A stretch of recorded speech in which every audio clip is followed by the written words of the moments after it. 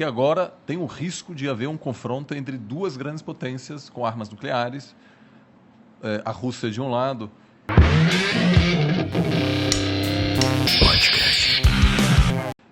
Eu acho que o que a gente está vendo agora é um novo normal, porque ao longo dos últimos 30 anos a gente se acostumou com a liderança americana e a ausência de conflito entre grandes potências. Não havia uma outra potência.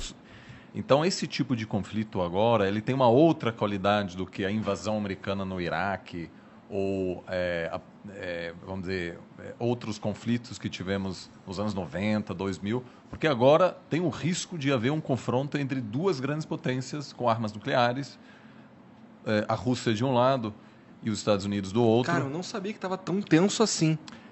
O que acontece é que a Rússia finalmente, depois de 30 anos de passar por um processo de muita fraqueza, durante o qual ela não conseguiu defender o que ela considera a sua zona de influência, é um país muito enfraquecido depois do colapso da União Soviética. Então os Estados Unidos acabou ampliando aos poucos sua esfera de influência. A Ucrânia não faz parte da OTAN, que é um acordo de defesa coletiva, que quer dizer, qualquer ataque a um membro da OTAN é um ataque a todos os países, portanto, todos precisam defender esse membro. A Ucrânia está fora disso, mas os Estados Unidos estavam começando a dar sinais de que até a Ucrânia poderia entrar na esfera de influência americana. E a Rússia agora, depois de 30 anos depois do colapso, está ganhando a força novamente para tentar retomar esse espaço. A China também está de olho nisso e, claramente, se os Estados Unidos permitir que a Rússia novamente aumentasse sua esfera de influência, claramente vai tomar isso como um sinal de que ela também pode, aos poucos, estabelecer essa zona que qualquer grande potência quer. Né? O que uma grande potência quer? Segurança, integridade física, territorial. Porque na história internacional, países às vezes desaparecem. Então, o que qualquer país quer é segurança de fronteiras, e a melhor maneira de você ter segurança é você controlar seus vizinhos. Os Estados Unidos teve essa grande sorte de ter dois vizinhos fracos, Canadá e México, e ter dois oceanos que protegem os Estados Unidos. A China não tem essa sorte, que está cheia de outras grandes potências, e a Rússia sempre também buscou controlar a Europa Leste. Então agora, na verdade, é evidente que os Estados Unidos não conseguirá manter essa hegemonia que estabeleceu nos últimos 30 anos, e a Rússia aos poucos está querendo retomar esse espaço perdido. Então, mesmo se houver uma solução agora a curto prazo, essa tensão geopolítica veio para ficar. Entendi. É o novo normal. Isso é a Rússia fortalecida ou os outros países enfraquecidos que deram essa oportunidade? Você falou que os Estados Unidos se enfraqueceu, é Não, isso? estou perguntando, Eu acho que são os dois. O sistema, como a gente o conhece hoje, ele foi criado depois da Segunda Guerra Mundial e novamente depois da Guerra Fria. Então, os Estados Unidos estava muito superior. Claramente, era a única grande potência. A Rússia estava muito fragilizada e a China ainda não era uma grande potência. Então, era evidente que aquilo não era sustentável, que em algum momento a Rússia, que é uma superpotência energética, maior exportadora de gás natural, mas de vários outros produtos também, trigo, por exemplo, petróleo, que ela em algum momento ia se reerguer e reconquistar um espaço perdido. A China também cresceu a taxas incríveis ao longo dos últimos anos, vai superar os Estados Unidos. Então, essa posição privilegiada dos Estados Unidos, ela está se desfazendo agora. E esses processos de transição, eles sempre são difíceis, porque nenhum presidente americano pode dizer, ok, gente, lideramos a economia internacional por décadas, agora chegou a hora de passar o bastão para os chineses. Eles não podem fazer isso. Mas, ao mesmo tempo, a população americana não quer mais sustentar essa grande presença de bases. Por exemplo, havia um desejo americano de tirar as tropas do Afeganistão. O pessoal cansou, não queria mais.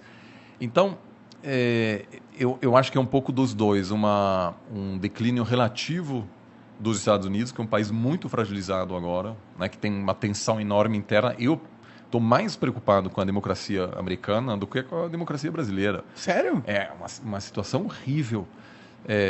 Eu cresci, né? Eu fiz o colegial no interior dos Estados Unidos e essa galera vive num planeta diferente. São todos trumpistas, muitos seguem a teorias de conspiração. Eu mantenho esse contato com eles e eu fiz minha pós perto de Boston. Essas pessoas estão muito, muito mais distantes um do outro do que o bolsonarista e o petista aqui no Brasil. Sério? Lá você consegue, olhando o CEP da pessoa, você consegue saber em que essa pessoa vai votar. Entendi. As pessoas avisam no Tinder se eles são trumpistas ou democratas, etc. Então, em função dessa crise interna, os Estados Unidos não tem uma dificuldade imensa em se projetar como antes. Então, acho que são grandes ciclos históricos e não tanto a Rússia, mas acima de tudo a China terá um papel muito maior e o grande drama será negociar essa transição sem grande conflito. Que, aliás, deu certo 100 anos atrás, quando a Inglaterra dominava o mundo, os Estados Unidos estavam em ascensão e a Inglaterra deixou os Estados Unidos assumirem a dianteira sem entrar em conflito com ela. Até porque já tinham perdido uma vez, né? Eles sabiam que não fazia sentido, era muito melhor se aliar à nova grande potência. Sim. Mas os Estados Unidos, ao longo dos últimos 100 anos, enfrentou uma ameaça existencial 3 vezes. A Alemanha imperial na Primeira Guerra Mundial.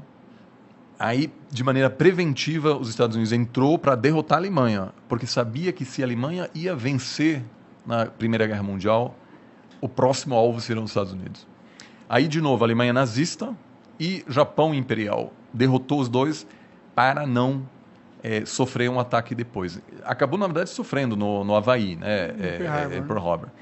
Agora, com a China, a estratégia foi outra. Foi de querer abraçar a China economicamente, fazer comércio com os chineses, se abrir a eles, na esperança de que os chineses, ao se desenvolver economicamente, iam aceitar essa ordem.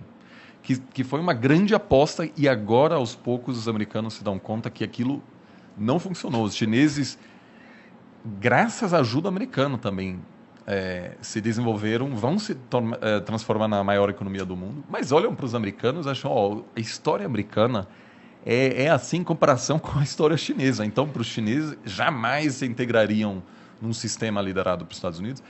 E a Rússia também, a grande aposta de chamar a Rússia para dentro do sistema fracassou. A Rússia fazia parte do G8, aí saiu, aí voltou a ser G7. Então, esses dois estão claramente, não estarão dispostos a ter um papel secundário, né? Então, acho que a gente está indo claramente nesse caminho.